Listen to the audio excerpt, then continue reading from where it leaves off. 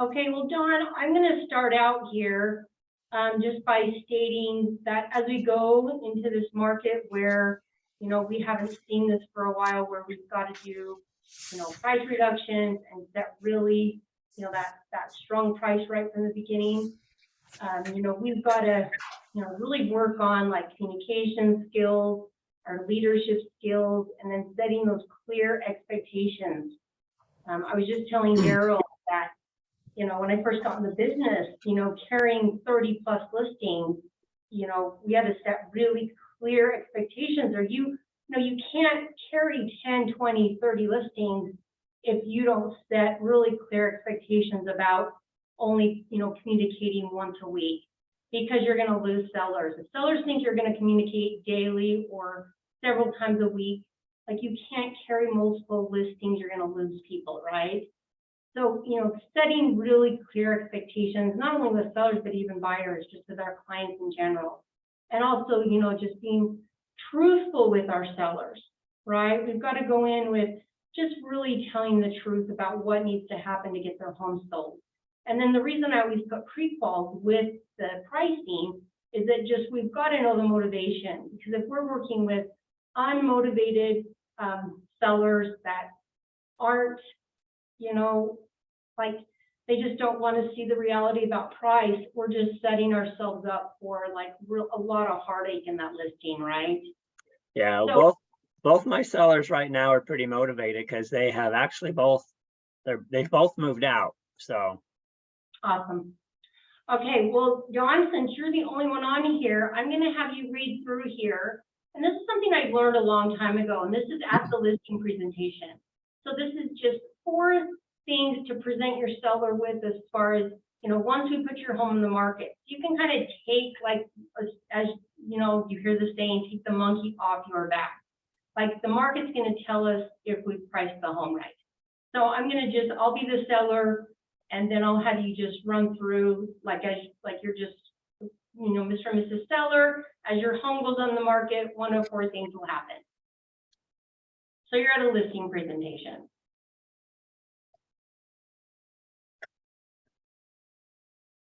And you can either read it from your script, or I put it right here on the screen. Can you see it on the screen? no. Oh, you can? I thought I had this all ready to go. And it's not No.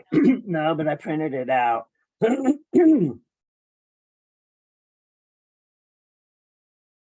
Okay, well, it's just the very first page of the pricing script, and it's like the listing presentation pricing script.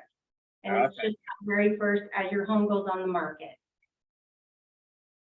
Okay, as your home goes on the market, 1 of 4 things will happen.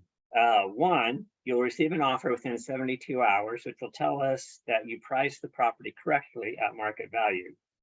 There are still buyers that are looking for properties. However, there are fewer buyers, so we need to look at what is currently on the market and be the best value property for the next approved buyer looking for what you have to offer.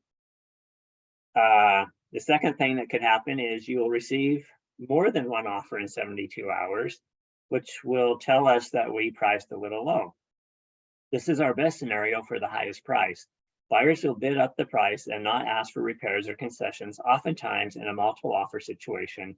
So whenever you can price below the market, it is a clear advantage for the seller in getting the highest price possible. Third possibility is you will have more than 3 showings a week, but no offers. Days on market will determine how quickly we should drop the price. Normally no longer than 3 weeks. If you are getting more than 3 to 4 showings a week, you will need to drop it 3 to 5%. We are close in price. And the last option, you will get less than 3 showings a week and no offers. We will need to take more aggressive measures with price. Your price is 7 to 10% too high. You will want to drop within a 3-week period.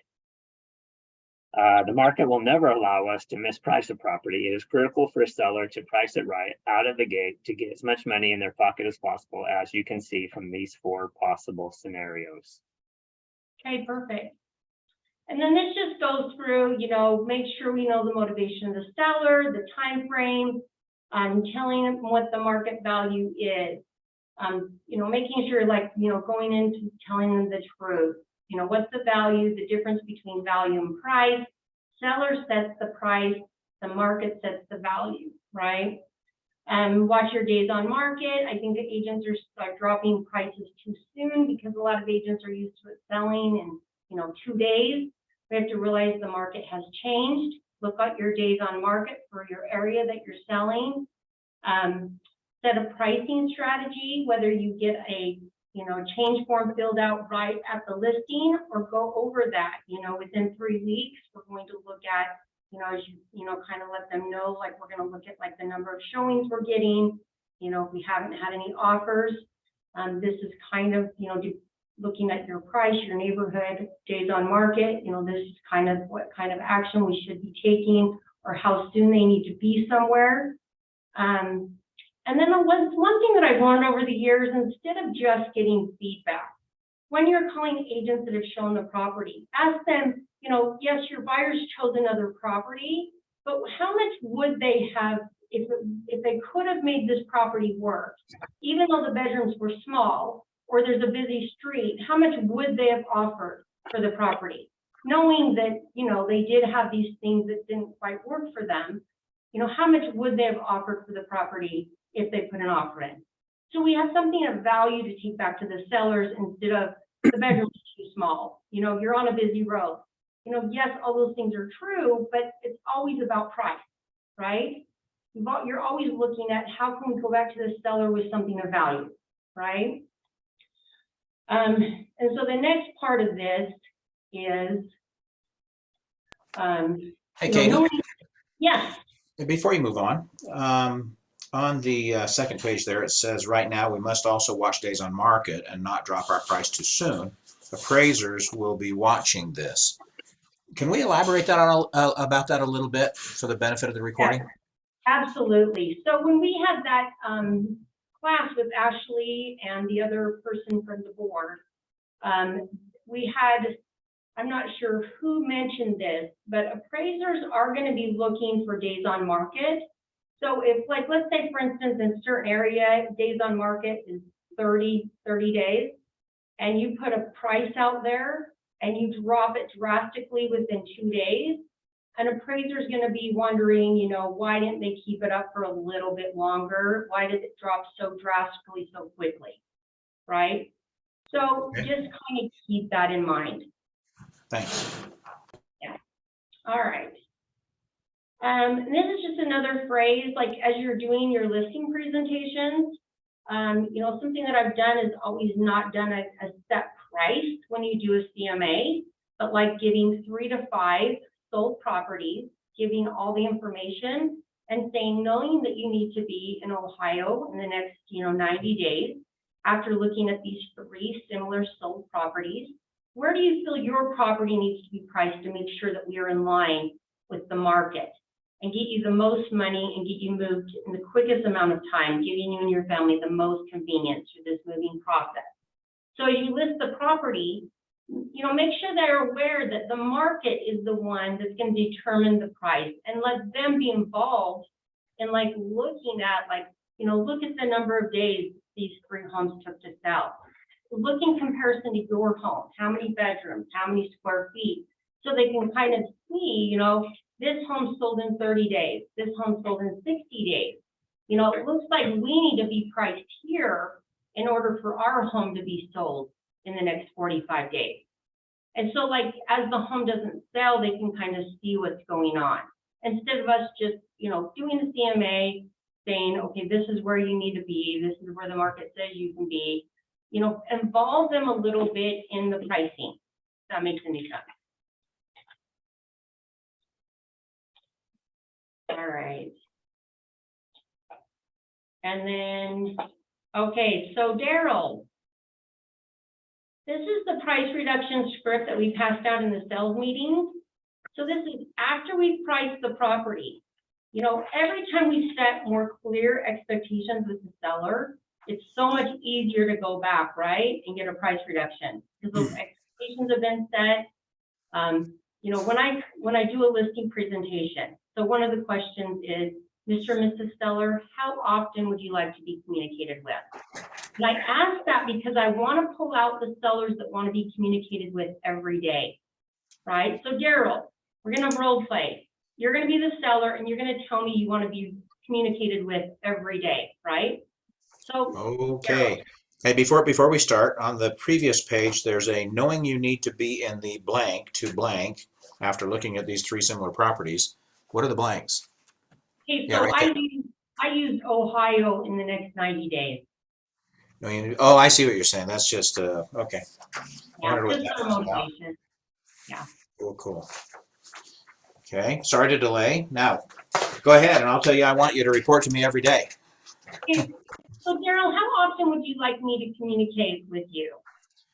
I like to know what's going on all the time. Why don't you give me a call every afternoon and let me know what's going on with the house? But Daryl, you know what? I can appreciate that, especially when, you've had some experiences where you haven't been communicated with in the past. And Daryl, I think the reason why you're hiring me to sell your home is because, I do communicate with you. And you've hired me because I'm a very proactive agent. One thing that I do is I talk to a lot of people every single day. And because I want to find buyers and sellers to match with your property and get you the most amount of money as possible. So if I'm communicating with all my sellers on a daily basis, I can't do the job that you hired me for. Can we agree that I'm going to call you every Tuesday? The reason I call on Tuesdays is it gives us a chance after the weekend. Then we can talk about if we do need to make a price adjustment that week, and then we can get it up by a Wednesday or a Thursday for the weekend. As we get showings, I'm going to be sending those feedback showing results to you either by email or by text. And then if I have questions, I'm always going to either call you or text you those questions. And I'm going to send those to you as soon as I have them. But you can count on the fact that I'm going to call you every Tuesday, and we're going to go over the market. We're going to go over everything that's been going on in your area, anything that we need to talk about, what's going on with the marketing. Does that make sense, and does that work for you? Yeah, but if somebody looks at my house, I might call you and ask you what's going on. Can I do that? You know what? That's okay. And I just want to make you aware that in order for me to do my job and get you the highest amount of money possible, I just want to let you know kind of how I operate. Does that make sense? You know what? Calling me every week's better than the last guy. Awesome.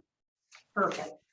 And then I go on. Does that make sense why you want to set that expectation? Because if I don't set that and I try to do it later, you have a nightmare on your hands, right? Nightmare. Plus, if you don't set that expectation and they expect you to call every day, they think my agent never calls me. They do, and it doesn't matter if you call them every other day. If they're calling you every day and you're not returning their calls, you have never communicated with them. It is insane how that happens. Craziness. It's true. It's true. All right. So Daryl, we're going to have you go first, and these are 4 scenarios after you've listed the property as to like after they've called you and said, okay, or you called them and you're trying to get that price reduction. And like I said, these are all going to be different according to how you set those expectations at the listing, right? They're going to be so much easier. This first one is like if you haven't set real good expectations and now you've got to go back. And this is where you have to have that tough conversation where all of a sudden you find out they're not motivated. And you even have to be willing sometimes to get the listing back, right? So, okay, Daryl, you do the first one for us. I made a terrible mistake part. I would never say that. You know what? Say it however this is a Mike Ferry script. Yeah, so yeah. However you would say it. Okay, so. Yeah, and I'm going to use your 4 examples there because I think they're pretty good. But I would just start by saying, I would say, you know what? I apologize. When I listed your home, I was not strong enough on your. I would say something like that. Yeah, but and I always default to letting the seller set their own price based on the information and advice that I give them, so they share in that responsibility. again, it's going to be how you set things up at listings. It's going to depend on this conversation, right? Right. And I think that's an important fact to have Very. in place when you come back to this meeting, because the prior meeting, you're setting yourself up for this call, right? Absolutely. So what I would say is, when we reviewed the market data together before, and I recommended a range from here to here on your price, we obviously missed the mark a little bit, and based on the results that we've had in showings and a lack of offers, I'm afraid we're going to have to change the price in order to be competitive in the marketplace. So here's a few options that you actually have. We can reduce the price tonight and get it moving. Or at least adjust and see what the market responds to. Or we can actually offer a commission incentive to buyer's agents to set your home apart from everyone else. That's a tactic that oftentimes will create some additional excitement. We can extend the listing agreement. What is that? What do you mean by extend the agreement to its original term? Like, say you've had it too high and now you've got it at a reasonable price. Maybe now you want to start the month again. I see. So you're assuming you don't have enough runway at the new price. Okay, cool. Yeah, that would depend on the circumstances as well. And then the last thing is, of course, if we don't have any flexibility there, it could take forever to get your home sold. And in that event, I think maybe there's someone else that could do a better job for you. So I'd have to give you the listing back. Perfect, Daryl. So let's say that agent has not had those conversations at all. They listed the property. He didn't have those conversations. It would be something like, and I'd even go to their house. And I've done this as a new agent, you guys. As a new agent, I've gone to the house and said, I apologize.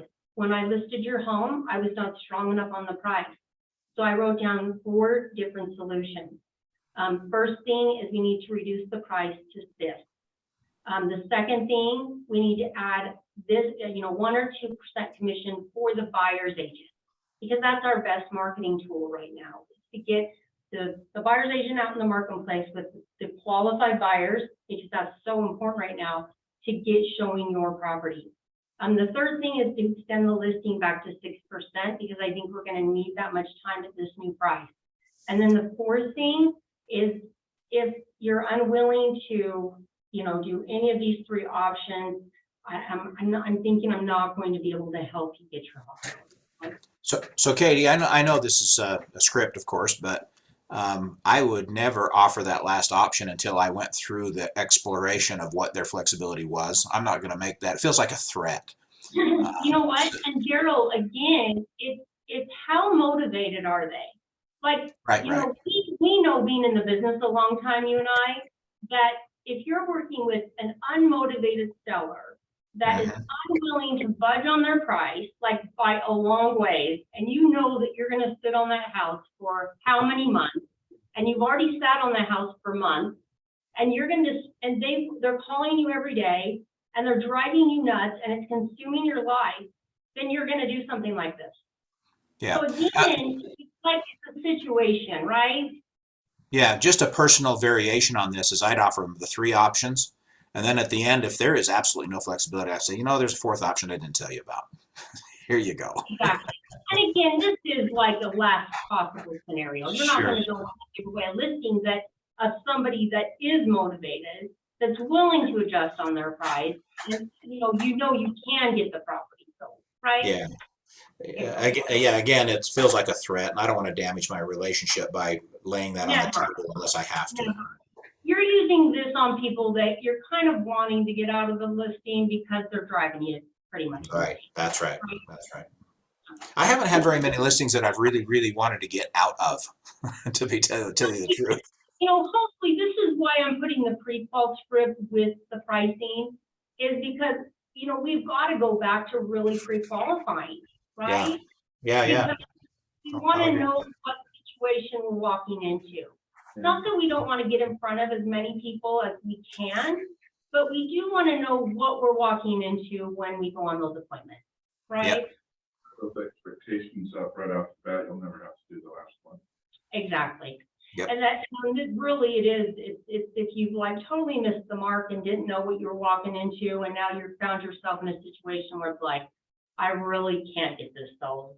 Yeah. So, you know what I mean? And maybe They you should exist. reassess their motivation. Maybe their motivation changed before you would offer that last So solution. true. Yeah. Very true, John. Okay, well, John, do you want to do the second scenario? Sure. Who am I talking? Who am I speaking with? Let's do John. Will you be the seller? Yeah, what are we doing? Well, John's just reading the second one. I'm not even sure you have to respond. So we're just Okay. doing this, so just read number 2. Okay, Don, based on my knowledge of the market, it seems like you're still the highest bidder for your home. I love that line. I need you. Just like, We need to go ahead and reduce the price by 10% tonight. you know, it's really straightforward, and it's true. Mhm. So, all right, John, number 3. Hey, Katie, I'm calling with our weekly update. In the last 7 days, we've had 2 showings and 0 offers. As we've discussed, it's time to reduce the price so we can create some activity and receive some showings. Okay, great. That's And- usually the one I use, is that. Perfect. Yeah, I love it. And hopefully you kind of discuss those kind of like percentages and kind of where they need to be. So, or you discuss it that night, right? Right, and I at the listing appointment, I try to tell them, okay, we're gonna do this price for 3 weeks, and then, you know, we'll probably need to have a little discussion about a price adjustment if we're not getting any activity. No, absolutely. Yeah. Kyle, do you want to do number 4? Oh, I didn't see Kyle on there. Talking to me? I think he just barely jumped on. Yeah. Hello, Kyle. I did. Hang on. Oh, no, you're okay. Hang on. Daryl, read number 4 for us. On a scale of 1 to 10, 10 meaning that you must move now, 1 meaning that we'll move only if we get our price. Where would you rate yourself in terms of your motivation to sell this house?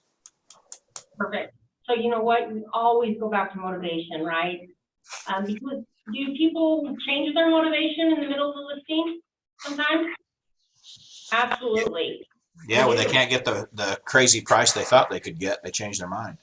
They do. They absolutely do. All Yeah, I right. think I would say that before I said that 4th one on number 1. Yeah, for sure. I think that whenever you're trying to get a price reduction, you always go back and use their motivation or find out, always use that. On a scale from 1 to 10, where are you at with your motivation right now? So whenever you're trying to get that price reduction, I think that's maybe where you always go back to before you even start into it, right? Yeah, I usually get a deadline from them in the beginning. What's the date that you really want to be out of this house? And then you can say, has that changed since we first started marketing your home? And we've only got 3 weeks left. What do you want to do? No, absolutely. And then who uses the views? Whenever I have an agent that calls me and they've had a call from their seller and the seller has said something like, yeah, you're not doing your job. What kind of, are you putting me on social media? Like, what are you doing for marketing? I haven't seen me on your Facebook pages or, what are you doing for marketing right now? And the agent freezes, like they just like go blank, right? This is the best script for that, you guys. You pull the MLS views, and I've put that.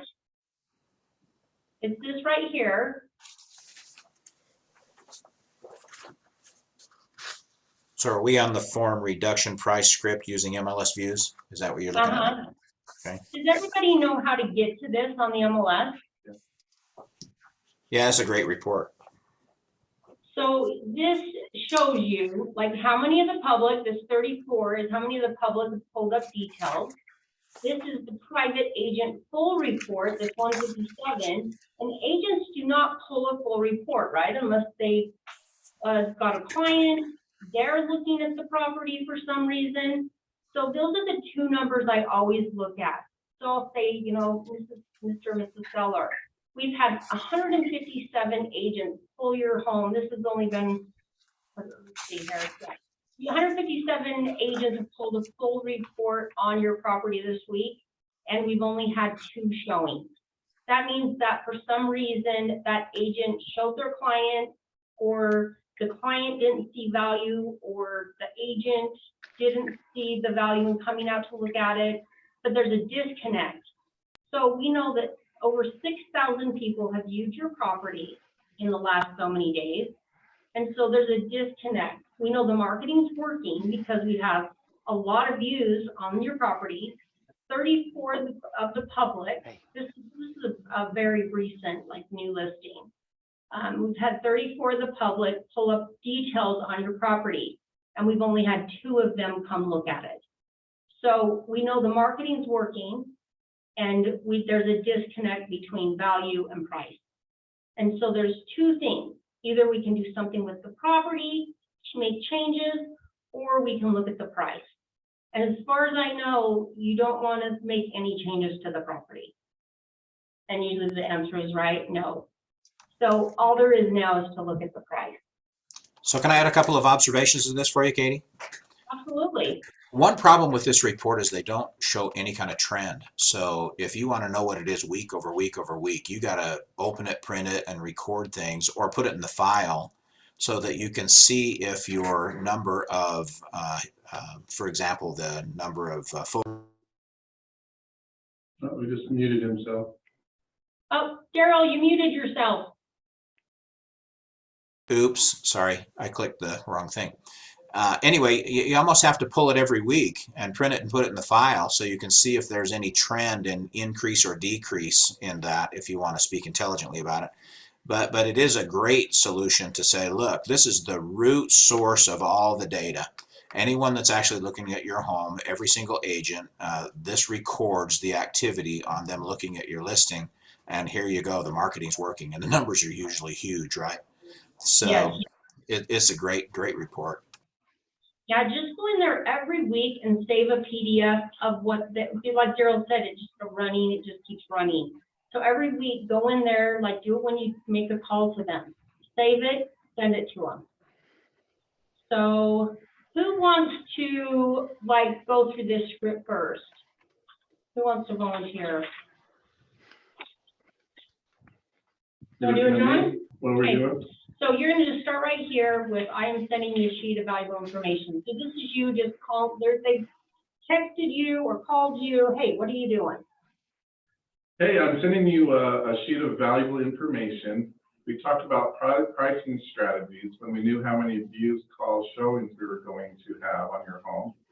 This information states that in the last week, 3,000 people pulled up your home online and viewed it. And that is great news. It means our marketing is definitely working. Also, 301 agents have pulled up private reports and have pulled your listing. 150 of the public have pulled detailed reports as well. And they do not pull up full detailed reports unless there's some real interest, so they intend to see the property. And I have had 0 calls and 0 showings, which tells me for some reason they're not connecting the price and the value. So let's reduce this bad boy and get it sold. Exactly. So again, repeat the motivation. So you're ready to be with the rest of your family in Ohio. And then always pose a question to them. How long before you would like me to reduce your price so that we can make sure that we stay competitive and get you the most money possible? And then let them speak. I think that we oftentimes don't let them talk, right? So propose the information, and then also, like, give them the question of motivation back at them. Because I'm telling you, like, if we can remind them as to why they're moving, and this is why it's so important, you guys, to find motivated clients right now, is because it is so difficult in this market to work with unmotivated people.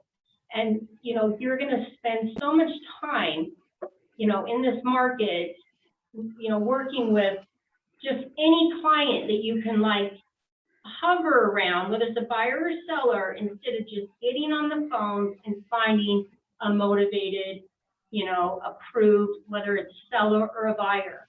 You know, we're just, as long as we're working with a client and we're busy, so we don't have to do that prospecting. right? And so it's so important to, get more skilled with our communication, with those pricing skills, the pre-qualification skills, just our leadership skills in general, and just being able to set those expectations. Kyle, will you read Yes. through our pre-qualification script, or whatever pre-qualification script that you use? For the prequel? Yeah, so I've been really behind, so I apologize for No, being do you have so late. time? Yeah, no, I do. So Okay. we're doing the prequel. Yep.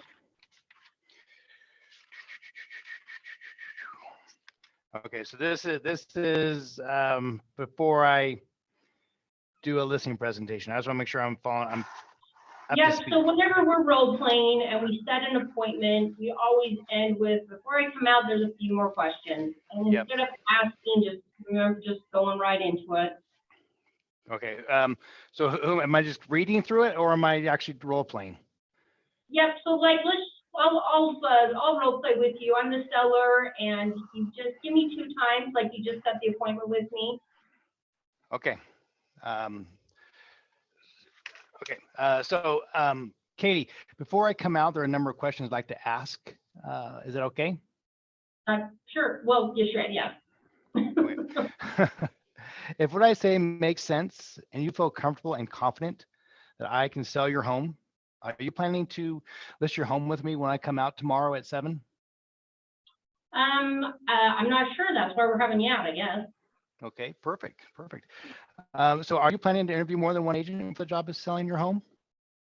Not at this time, you're the only one that we've spoken with. Okay, perfect. So I'm the only one, okay. Tell me again, where are you moving to, Katie? We're moving back east. Going back east, okay. And how soon do you need to be there?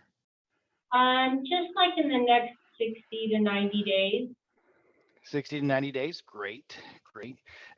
Katie, when I see you, how much do you want to list your home for? We have had it listed for around 800,000, but we could do like as low as 750. Okay, 750 to 800, great. As a professional real estate agent, I study homes and prices every single day. Therefore, I'm going to assume you're going to list with me at a price that's going to cause your home to sell, correct? Well, we'll look at it for sure. Okay. We've got to sell. Sure, absolutely. Okay, so what price will you not go below? We don't want to go below 750. Okay, so you want to list at 750 and you won't go below 750? Right. Okay, well, how much do you owe on your property, Katie? We owe somewhere around 600. Around 600, okay. Have you ever thought about selling your home yourself? Well, we tried for a couple of weeks, but we just decided that we didn't want to do that. Okay, so you try, okay, interesting, okay. Well, will you help finance the home for the buyer, or you just want your cash out? We need the cash out. Okay. Would you mind describing your home for me?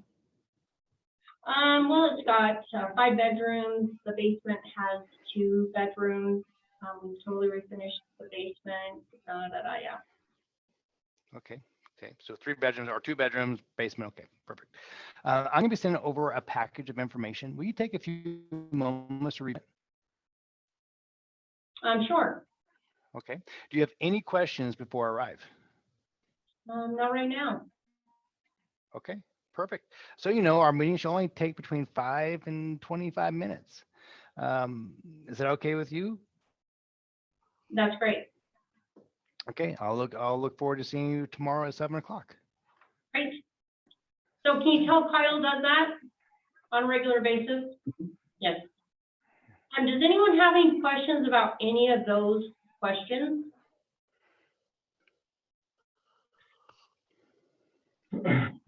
I'm seeing that sellers are more willing to do seller financing now. Well, we're gonna see more and more, right? Because they want to sell at a higher price. Yeah. So, make sure you can come prepared to talk about that at your listening presentation. And also know that don't try to write a seller finance contract. You know, and this is for people watching this as well after the fact. Get some help if, you know, especially if it's been a lot of years since you've written one. It's very, yeah, just get some help. Don't try to just write it and think you know everything there is to know about a seller finance contract. We're also going to try to get some classes. Matt Barton's going to try to get some classes because we're seeing more and more on the seller financing. The one thing that I would also say is that that very first question, and you've probably heard me say this before, if all they have to say on number one is, you know, that's why we're having you out. Guys, there's no other objection. That first question is going to pull out objections like, well, my mom's an agent. You know, I'm listening with my mom. They just want to pick your brain for information, right? So that's going to pull out all the objections that could possibly get in your way of taking that listing. That's why you want to ask number one. People get, the only reason I changed it a little bit and said, are you planning to put your home on the market? Because people think that, are you planning to list your home with me when I come out is too direct. So I've changed it but just ask the question because it's going to save you so much time in the end. It's going to pull out all the objections that seller has. Does that make sense? You want them to say, well, I don't know, well, that's why we're having you out. Great, and I'm just saying if what I say makes sense and you feel comfortable with everything that we talk about. Oh, okay, great, right? So just practice that first one so that you just feel comfortable saying it.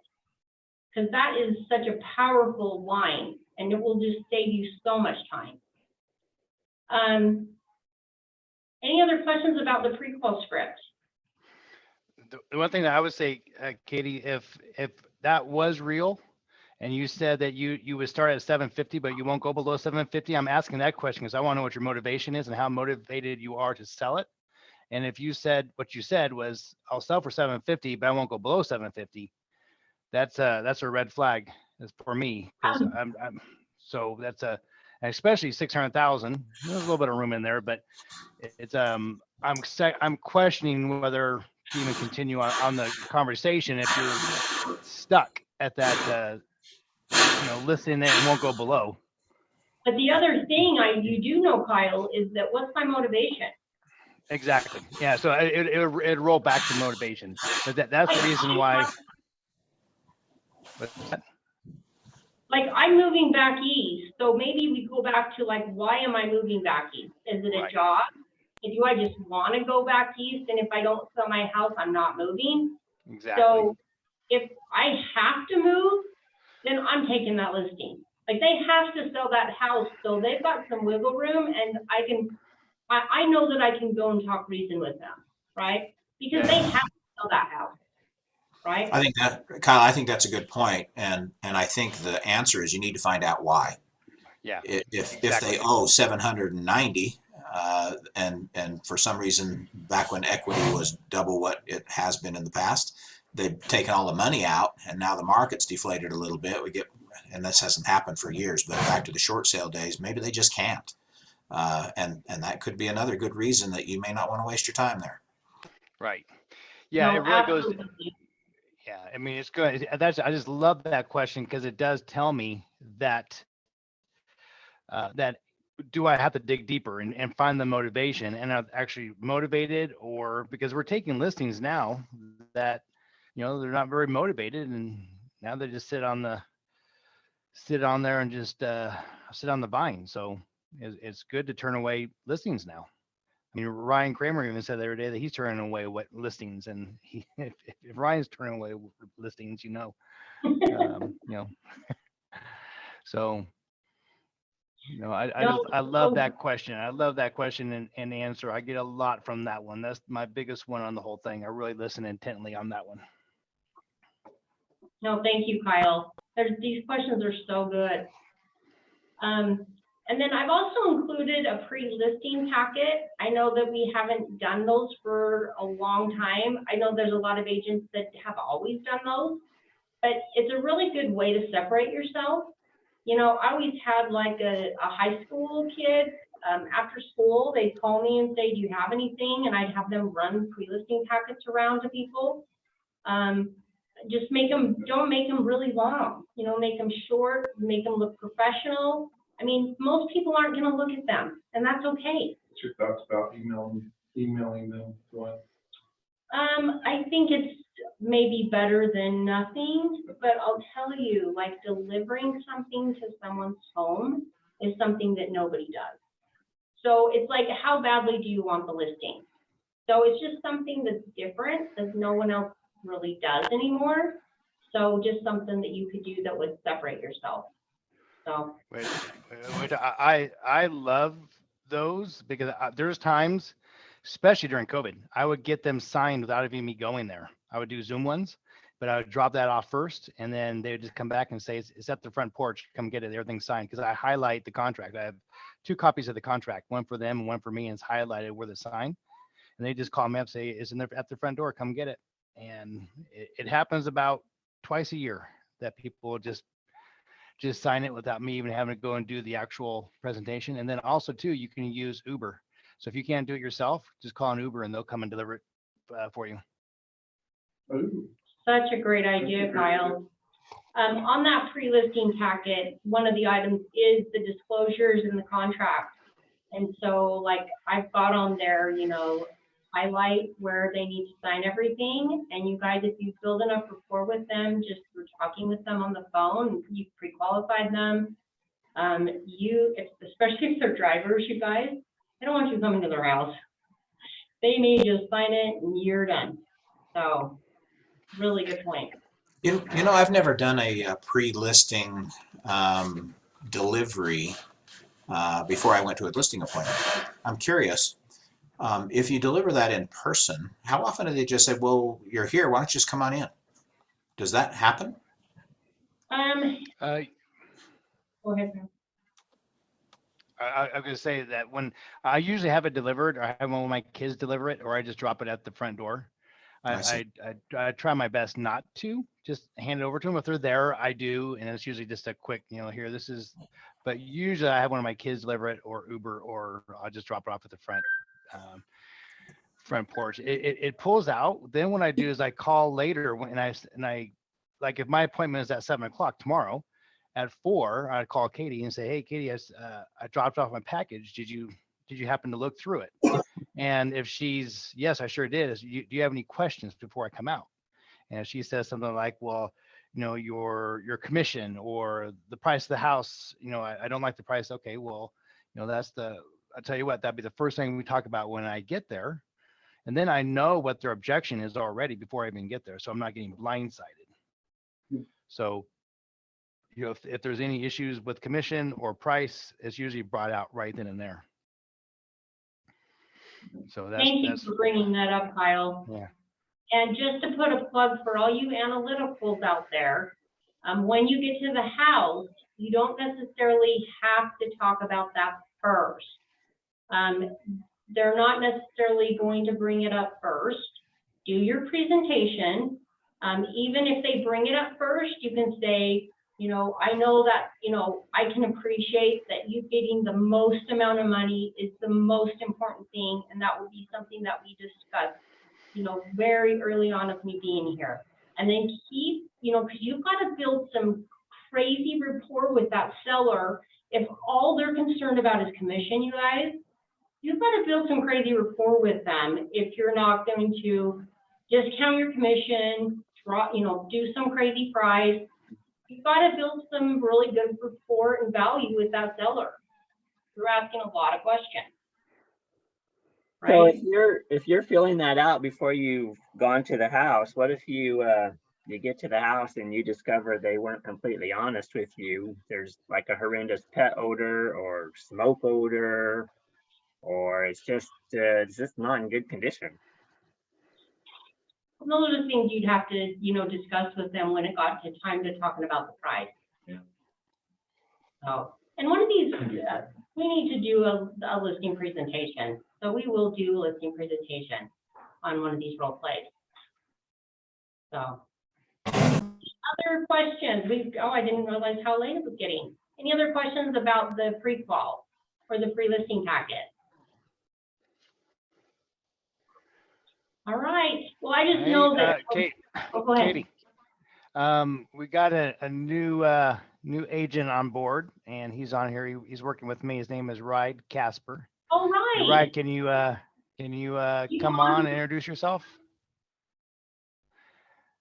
I don't know if his Hello, computer Ride. works. Hello. How was today? Did you learn something? Yeah, I hopped on a little late. I'm sorry about that, but I actually have been only strictly buyers, so first time seeing this pre-listing document. So Well, Ride, Yeah, one thing I want to say to you, Ride, is even being a buyer's agent, one of the first questions you always want to ask a buyer is, what is your situation right now? You know, do you own a home? Are you in a lease? You know, make sure that you know. I know so many agents that don't ask that question because they're just trying to help a buyer. yeah, So just always know that, like, especially even if, you know, Kyle's helping those sellers, always be looking for that listing, because you don't want some other agent to swoop in and take their listing, because now you've lost them altogether, right? So, Yep. no, it's nice to meet you. I hope you learned something today. thank you. Now, Nice have to you meet you, guys. sold real estate before, or are you a new agent? Yeah, so I have for the past 2 years in Cedar City. Oh, great. Very So, good. Good to have you. thank you. it's exciting. Glad to have him on the team. So, Awesome. yeah, he's a dialing machine. Well, those are hard to find. So good job, Kyle. Thank you. Oh, shoot. Cool. All Perfect. right. Well, go make lots of phone calls, go talk to lots of people, and we'll see you guys next week. Thank you. Okay, we'll see ya. Thank you. All right, thank you, guys. Bye-bye. That was great. I like that.